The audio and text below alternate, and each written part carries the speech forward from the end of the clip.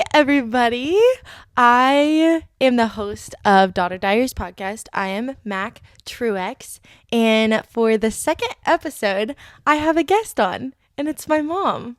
I feel like I couldn't appropriately have any other guest on before I had my mother because she's my bestie and she literally gave birth to me. So I got to do her justice. Deserve this moment in the spotlight. And we're also, if you're watching this, we're sharing a mic. We're sharing a mic. So the audio might be a little crazy, but we're just running with it. I am excited to ask her some of these questions because I don't think I've asked her actually what her testimony is to a full extent. I think I know like how she came to Jesus, but just for my memories and to maybe help you guys, because we know the power of our testimony is awesome and nobody can really like question our testimony, which is really cool. So she's going to tell us how she met Jesus. All right. Hi. And this is a privilege to get to be on my daughter's second podcast, but first guest on her podcast. And so the question is, first of all, how I came to know Christ as my Savior. Well, kind of crazy thing is that, you know, she's a PK, a pastor's kid. I'm a PK. My husband is a PK. My husband's grandfather was a pastor, and on my mom's side of the family, she had lots of uncles that were preachers, and my mom will often say that they were either preachers or they were in the penitentiary. They were like one or the other.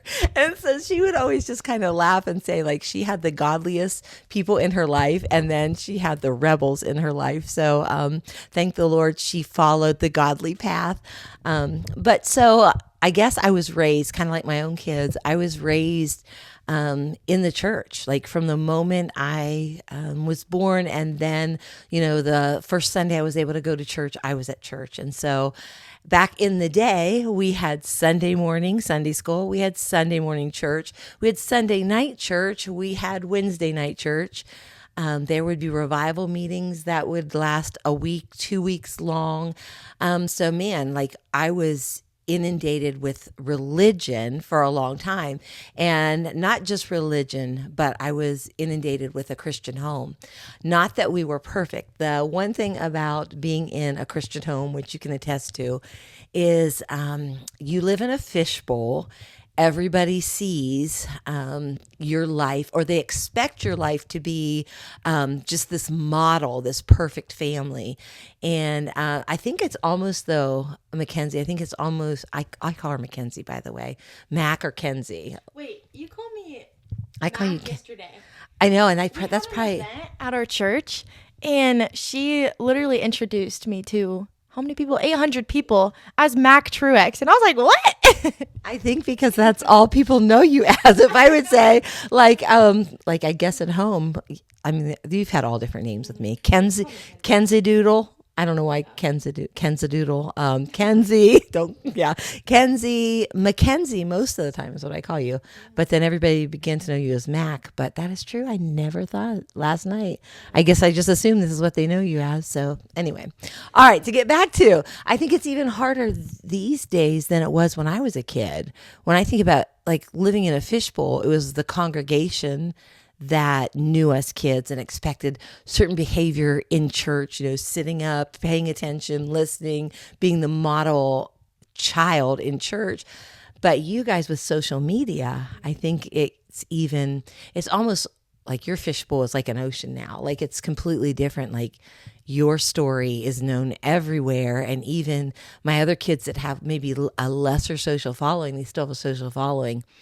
But you guys put out your life there, and so they can judge you more, which I'm so glad I wasn't judged as a teenager. So with that said, I came from a pretty conservative Christian home. You know, we didn't have playing cards in our house. We didn't go to dances. We didn't go to the movies. I mean, we were pretty much sheltered. You know, we always heard the scripture, in the world, not of the world. And so I think back in the 70s, 80s, now I'm dating myself. I think there was this real fear that the church had of being too close to the world and then losing that generation. And I think what they did sometimes is they separated us so much that we didn't know how to live and walk in our faith in the world and still stay separate from the world. So in my church, my dad was a great preacher, but man, there was a lot of what we call now hellfire and brimstone.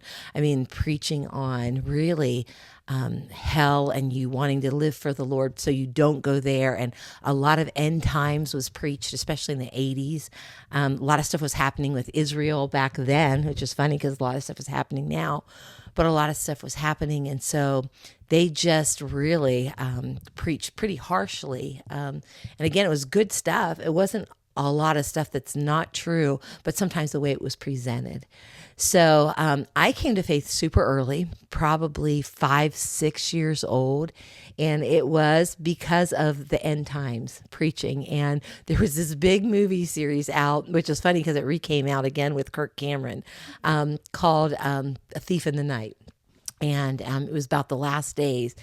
And all I can remember is in that movie when they were gathering Christians to go and have them killed, it was end time stuff. The vehicles they used in that movie looked like UPS trucks and delivery trucks. And so I remember every time I'd be outside playing with my little friends and stuff, every time I saw a delivery truck go by, I was afraid Jesus had come.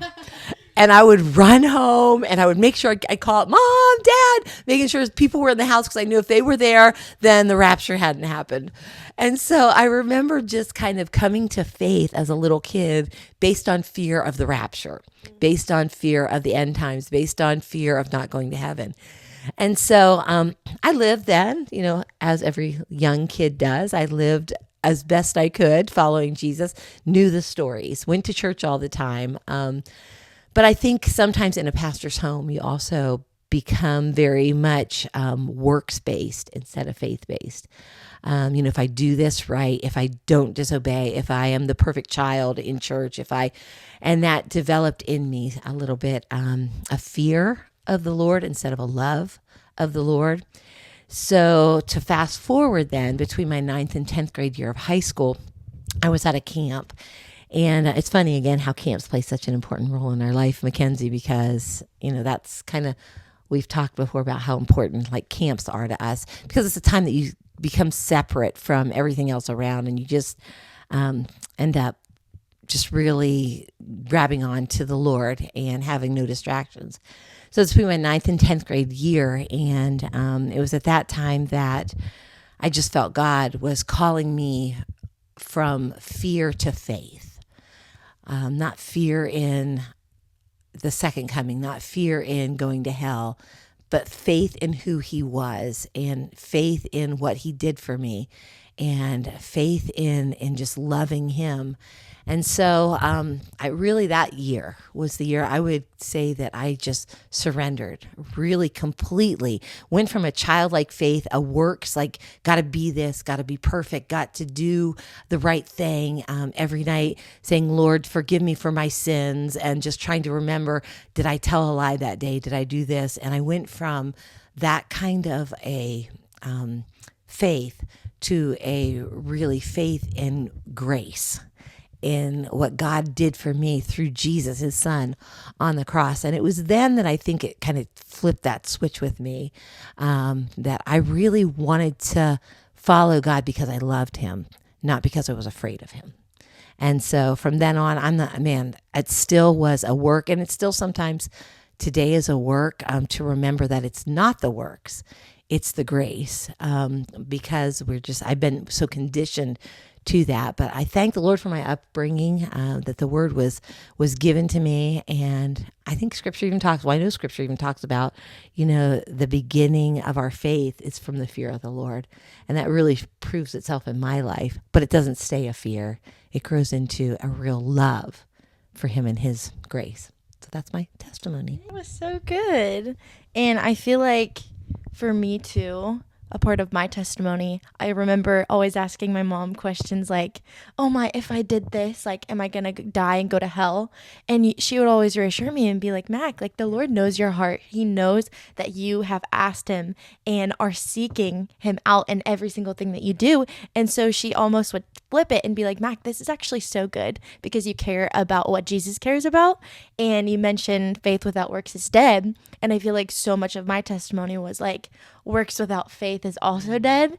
And I feel like I was constantly feeling like I had to work to be able to have more love of the Father. And that's the exact opposite. Have this great faith is what actually drew me to then have these works. And like, I wanted to do things not because I wanted to get into heaven, but because I wanted to please my Father. It becomes a natural outpouring of our heart and love for God.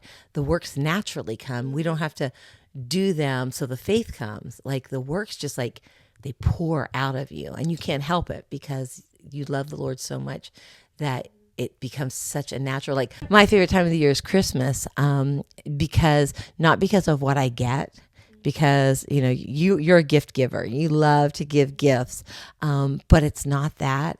It's having the family together, and then when I get to see your reaction to gifts that I give you, that's my favorite part, because my love for you isn't dependent on what you give me. My love for you just naturally makes me want to give to you guys. And even if it's the smallest thing, as a mom, you've seen this before, like when you were school or whatever, I mean, we go shopping and you would often say, "Mom, aren't you going to get yourself something?" And it never even dawned on me. No, just going to get you guys something. And even if I needed something, it was like, no, I'd rather give the money for things for you guys because I have my love for you. And I think that's how our relationship with Jesus, God gives us good gifts all the time because He wants to. And so our natural response to our love for Him is to give Him gifts. And what can we give to Him?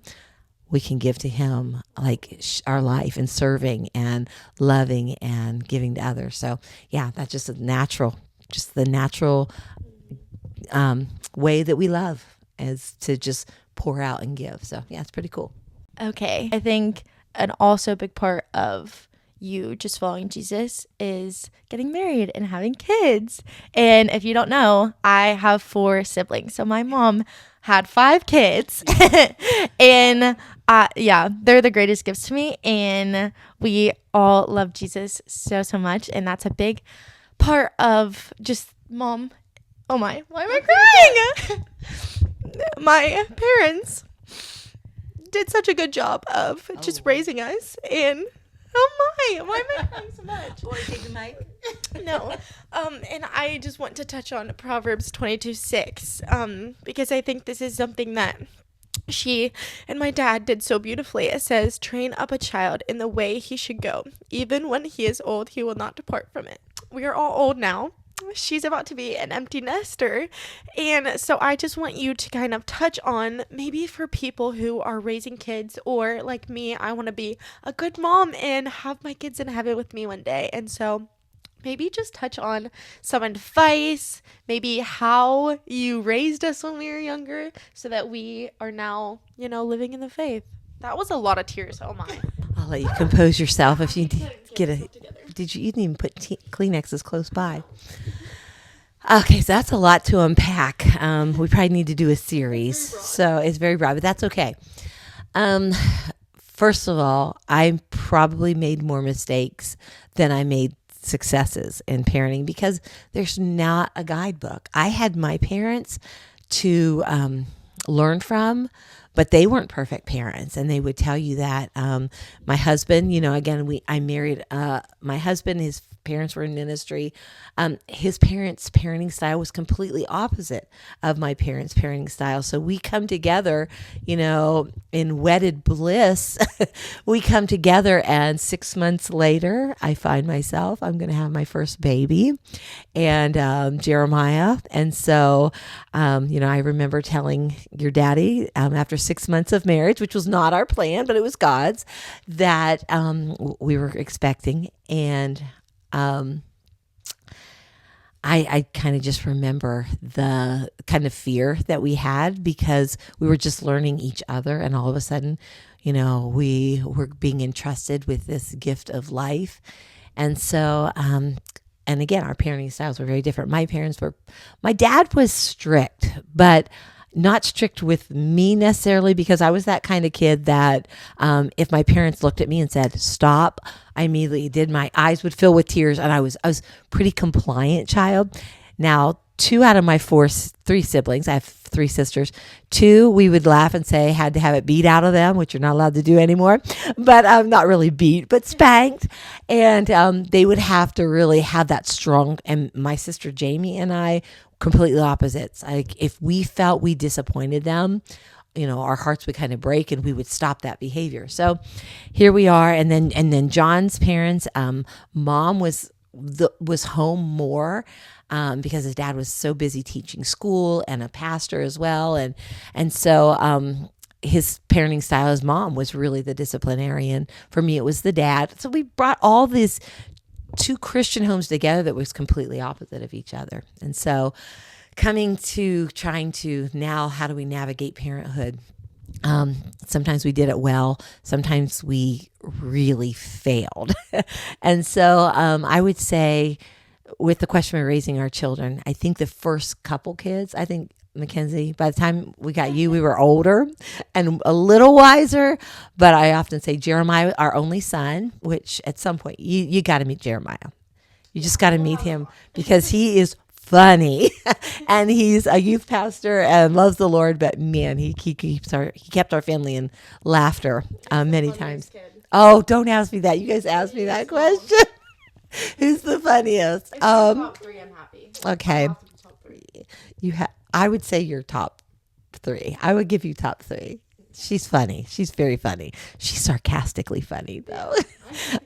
So anyway, so the kids, raising them and getting, just learning as we went. Again, I probably Jeremiah, Kirsten, the middle child, Lauren, started to get out of it. We were learning a little bit more as we went. We were probably less strict as we went on in parenting. But I think the biggest thing that I could take away and how all of you guys love the Lord, all of you guys are serving the Lord in some capacity, was just being very conscious, about asking you, how are you in Jesus? Making sure that, if you went through a hard time, a breakup, if you went through heartache, if you went through, it wasn't necessarily how are we going to work through those other relationships, because relationships come and go, especially, when you're a kid, a little kid, all of a sudden you have a best friend and the next week they're not playing with you on the playground. But, instead of investing in how can you fix that relationship, it's how can you make sure this relationship is okay? And I think that's how we began to really realize that how to parent. And your Grandpa Mel, actually was my husband's dad, really impressed that upon us. Like, how are you in Jesus? That's the question to ask your kids. That's the question to, not, and again, grades are important. Your social life, especially as an adolescent, as a teenager, is important, who you're hanging out with. But if we could just remember to ask the question, how are you in Jesus? Then we know your relationship, your boyfriend is okay. If you go, Mom, we're good. Like, our relationship with God is good. And again, instead of asking how can you fix this friendship? It's how can you show love to this friend that may be, and not all relationships worked out, or not all friendships worked out. The important thing was that your relationship with Jesus stayed tight. And I think for every parent to major on that and parent the other areas, getting your schoolwork done and doing all that is something that we have to do. But our most important thing is making sure their relationship with Jesus is okay.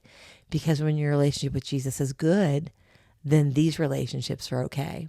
So when you're fighting with one of your siblings, or, it's not about that. Because I know even in my own life, Mackenzie, when my relationship with God isn't right, my relationships with my husband, your dad, struggles. My relationship with my coworkers struggles. And my relationship with you guys struggle. And so I know when I haven't spent time with the Lord, or I am not in the place where I need to be with the Lord, I know these relationships are going to struggle. So to make these relationships right, I got to get this right. And I think parenting kids is very much making sure that this is right. And how do you do that? You make sure, and a lot of people want to make church an option. With you guys, church was never an option. It was always like, we give so much time to everything else in the world. We have to stop and take a time as family to go and worship together and go to church together. To wrap it up on that point is, parenting is hard. I mean, and we come from different parenting styles. But I think the best thing you can do is make sure your kids are faithful to church, because I think this day of, you can just watch anything online, has taken the place of building relationships within the church. And I think a lot of your guys living for the Lord too is the people in our church that have invested in you guys too, because especially having parents in the ministry, you guys needed those other people to go, okay, this is real. This isn't just my parents' religion. I see this family going through this and God's brought them through. I see these older people and they are faithfully living for the Lord, and they are still fully committed in their marriage in 50 years married. So I think for you, community started from a little age in the church, and you love the church, and the bride of Christ is the church. So in this day and age when everybody's bashing the church, there are really good churches out there. And if you've had a negative experience at one church, find another church where you really can sense, not a church that will tell you that everything you do is right. You need a church that speaks truth, but find community. And if you're a married couple, or you're thinking, well, we just watch church online, or we're Christians, but no, man, get yourself committed to a church body. And even if the church does something that you don't really love, I'm not saying immoral, but if something's not your style, stay committed to it, because it's a bride of Christ. Commit to it, because someday this is where you're going to raise your kids. And I think part of your kids' relationship and why you all are not only Christians, but you're serving in a local church, is because we helped you fall in love with the church, with all of its flaws, because the church is flawed, but we're flawed. So I think part of your spiritual journey for us is, where are you in Jesus, loving you guys, us being vulnerable, saying we messed up, I'm sorry, we parented wrong, or we did this wrong, coming to you and asking forgiveness, and just keeping you involved in the church, the bride of Christ, because it's such a beautiful thing to be a part of, and you guys were involved with it a lot. Even if we were forced, I must say, I think that allowed us to be disciplined. And it's just like, sometimes as people, we get tired and we can get cranky and angry if something happens, or if we have to get involved with something that maybe we don't want to put on our schedule. But I think ultimately, I'm so thankful for the moments where my mom's just like, nope, you're coming to help with this event, because it taught me, we have to sacrifice our time. Sometimes serving can look messy and it can be so hard on us. Sometimes but you have to dress up as a Yes, dress up as a princess, even if I don't want to. But where I was going with that is, yes, sacrificing it hurts a little bit, when we think of Jesus taking up the cross, that was a heavy load he had to bear, and it physically hurt him. And so we truly just have to deny ourselves. I love Matthew 6:33 that says, but seek first the kingdom and his righteousness, and all these things will be added.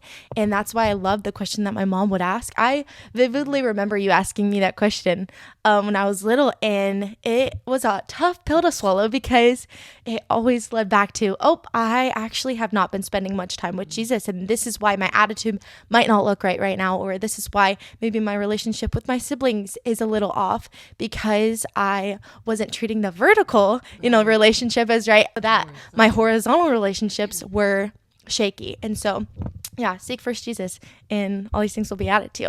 Everybody assumes that tithing in the scriptures is 10% of your money. And I've always told people after they become grounded in their faith, it's not just 10% of your money, it's 10% of your time. If you're spending 40 hours a week at your job, give 4 hours to the Lord. And again, don't just think about tithing as just your finances, which it is, that's biblical.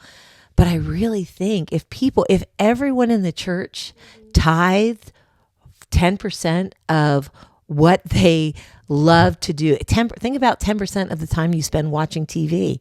If you would give that to the church and the cause of Christ, like nobody would be without volunteers. I mean, the crisis pregnancy centers, the church, the food pantries, all these places would have more volunteers than they needed if everybody just said, you know what?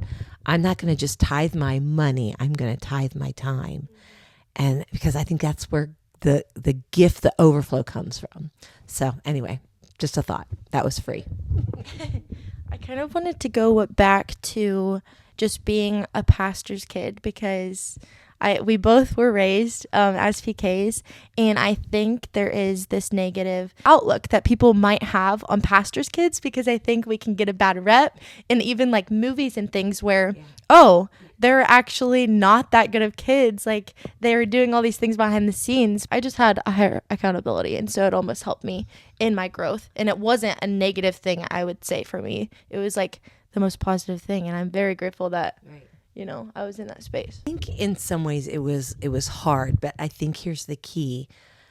When I think about as a parent and looking at, the nice thing was I didn't understand PKs, and when I got married and my husband was called into ministry and all that, I understood what you guys were about to face. And I think the thing that I did maybe a little, and I hate to say a little better than my parents, only because they didn't know. I mean, because again, we have a lot more resources that we can, like if we are having trouble parenting, or, life in a fishbowl books and things like that for parents raising kids in it. I think it could go either way.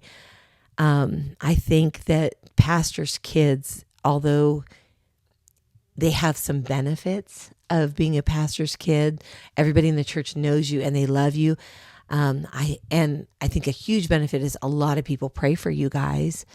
I think though you see pastors' kids that go completely opposite, but here's what I think the difference is. Maybe it's not this way right down the line. But my biggest fear was not living for the Lord in my home, and then you guys seeing us at the church and saying, my parents are hypocrites. They're not the same at home, or what they do is not the same as what they show in church. Let me give the example of you, Mackenzie. I don't know if you remember this or not.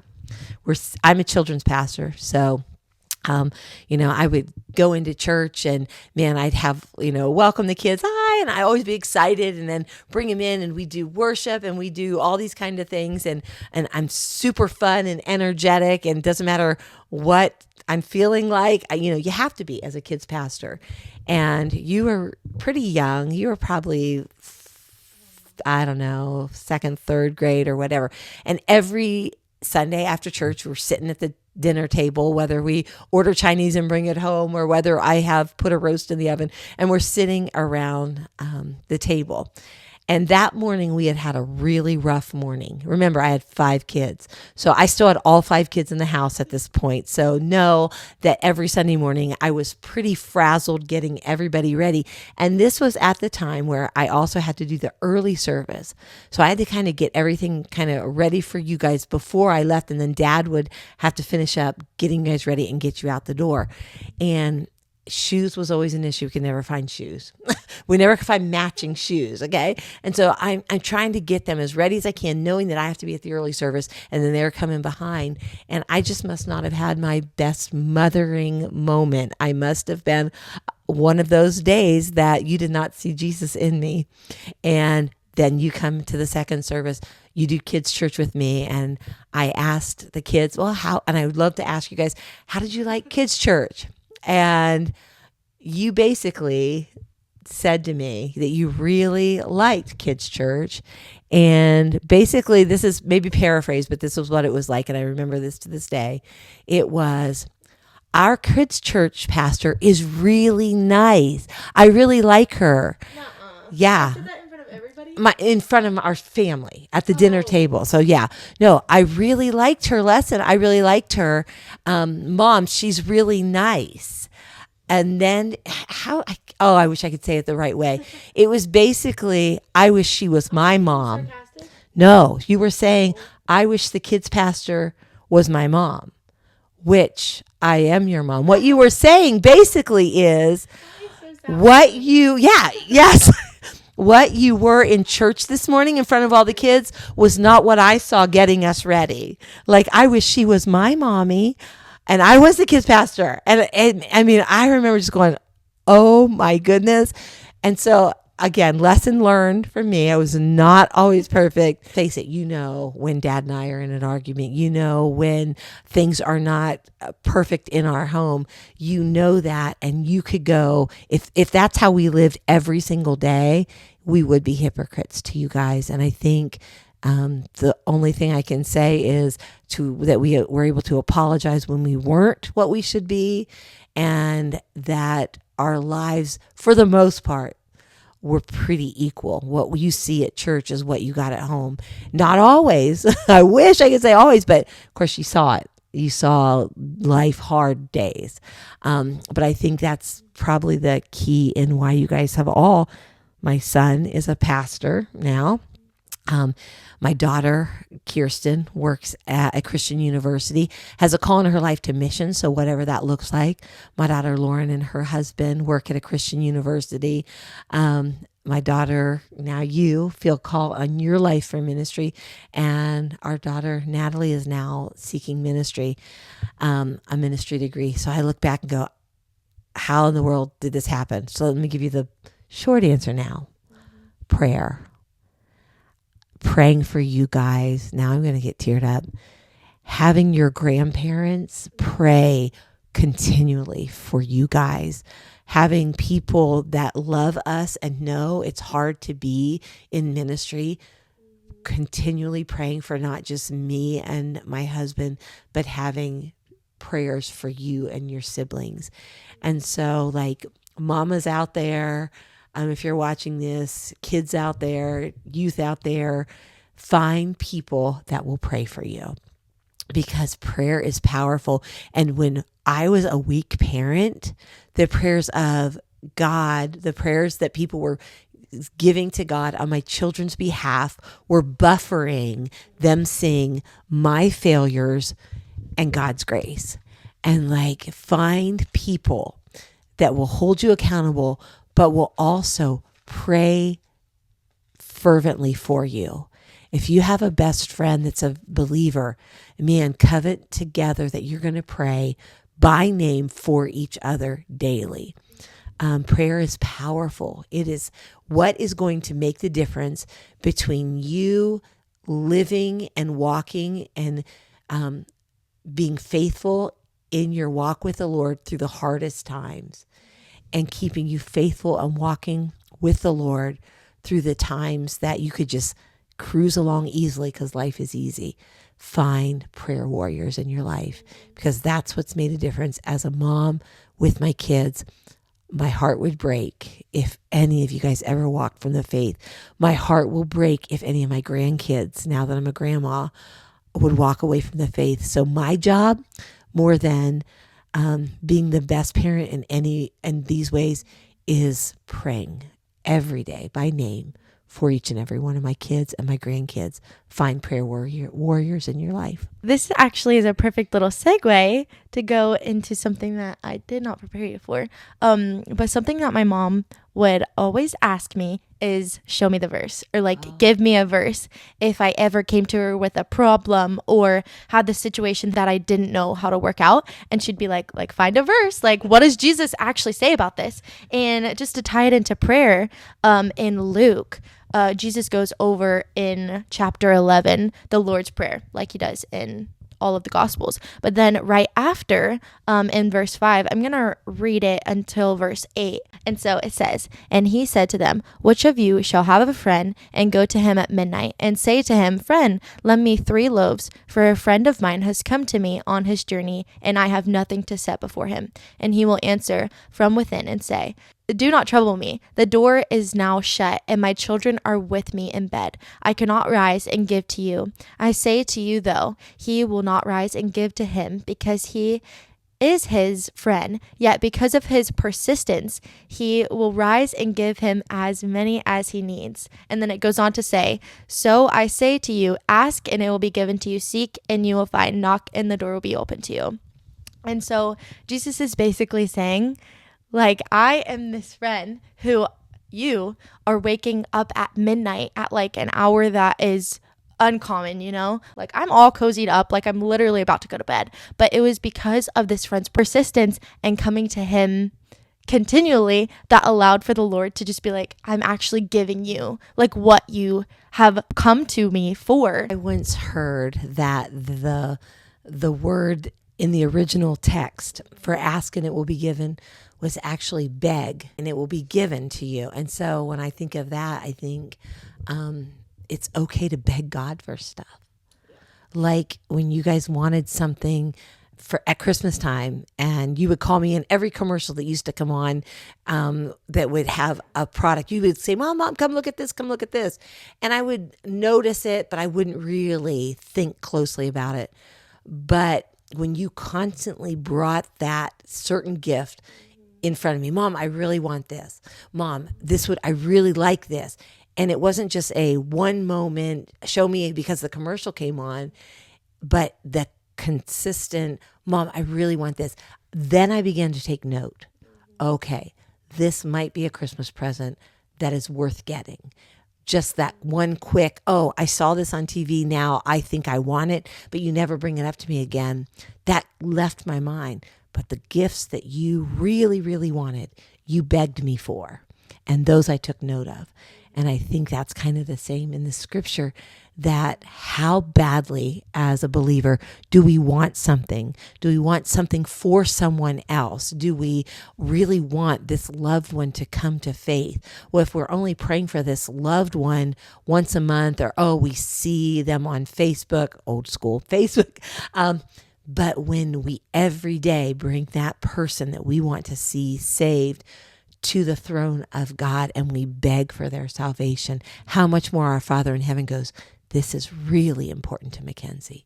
This is really important. So I think that if we insert the word, and I wouldn't say to do this with every scripture, don't change things, but if we would really think of ask as beg, how much stronger our prayer life would be and how much more consistent it would be. It's almost like when you're annoying with it, like this friend was annoying, like he kept going to this house at midnight being like, hey, like I need this. Yes. And it was the persistence that, pulled through. And so come to the throne with boldness, because we have that access to the Father now because of the cross and the blood that was shed. So now let's get into kind of my story with social media, because my mom is a big part of that, actually.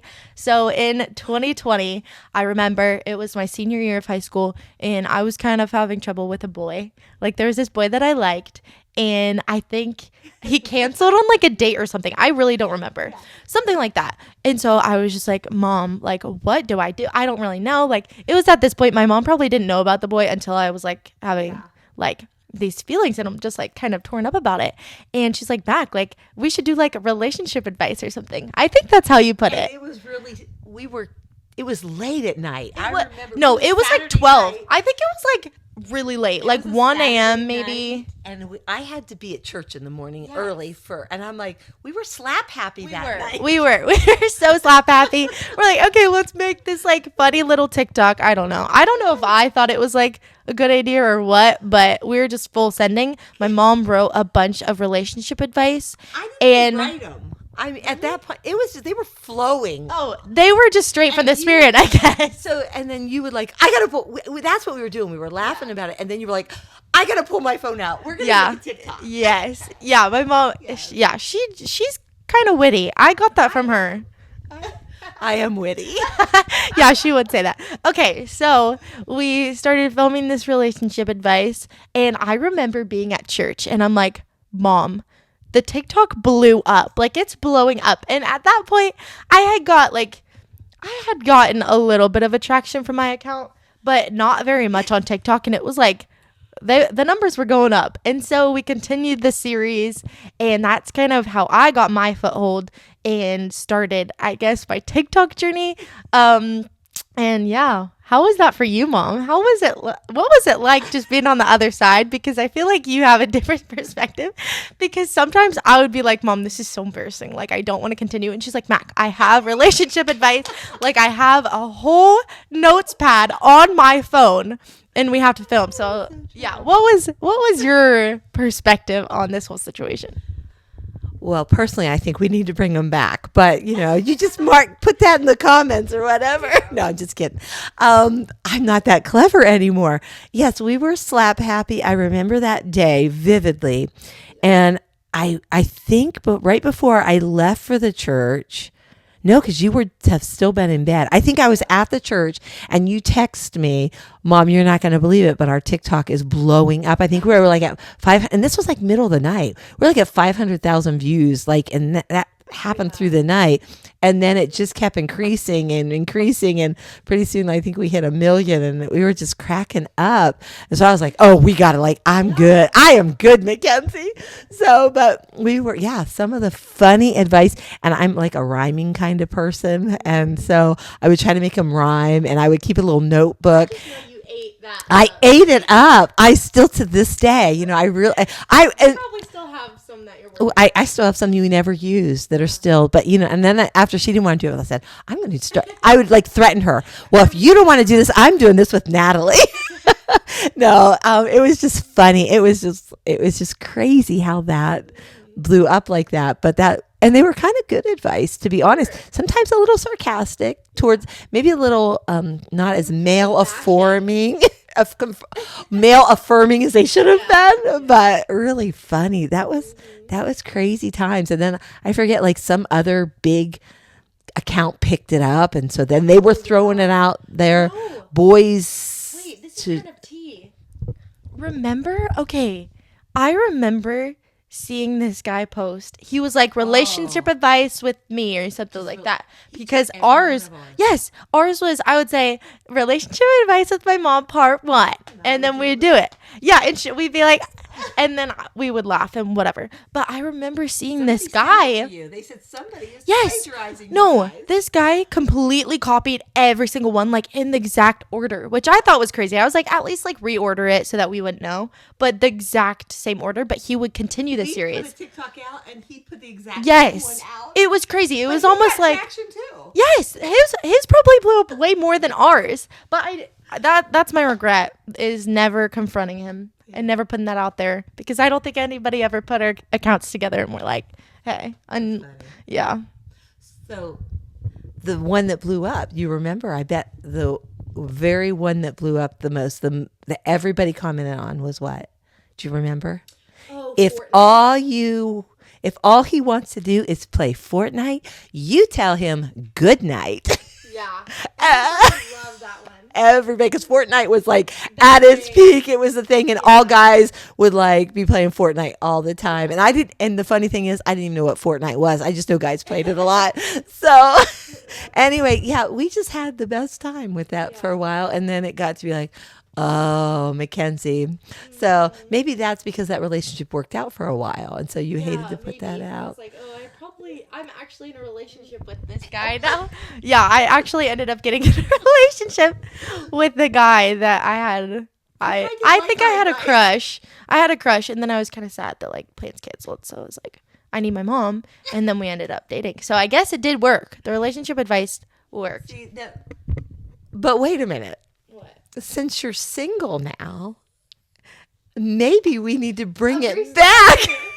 So that maybe the next one will be the one that works out for you. So I don't know. Just saying, it could be a little more mature that not Fortnite, but I still have a lot of advice here after 33 years of marriage. It's worked out pretty well for me. Maybe to end the podcast, unless you want to talk about anything else, I'm good. You can shoot one out. Maybe you have one just quick with it right now that you can give us. I have no idea. Okay, wait. I'll let you think while I talk about my mom for a second. Okay, so my mom here, she used to film with me, but she would also film on her TikTok account. And let me tell you, she had this one series called Minute Messages from McDonald's. And this woman would literally film sermons while in line at McDonald's literally every single day. I have one ready to go. Yes. I didn't look at the other. Okay, you gotta be thinking. Keep thinking. And she stopped them. So maybe when she brings those back, I can bring this series back because I really did like those. Yeah. And then those were really fun. What did you name my TikTok account? Oh, I put... Your siblings were mad because I didn't have Okay, no, it's just her name. I don't think this is her actual profile name, but like it's the name that you can put under that, like kind of like Instagram, and it says Max Mom. And then my brother made fun, and I think he put on his Instagram like Max Brother or something because he was like, "What is this?" But they didn't know I had siblings, so I was like, my mom is getting attraction from my videos. Might as well let people know that this is my mom's account. It probably helped me too. Yes. They're like, oh, wait, this is Mac's mom. Okay. Yeah, I was just helping the marketing. Okay. Do you have your advice for everybody? Relationship advice, Mom. I know. Or maybe what's the best relationship advice you've ever been given? Oh.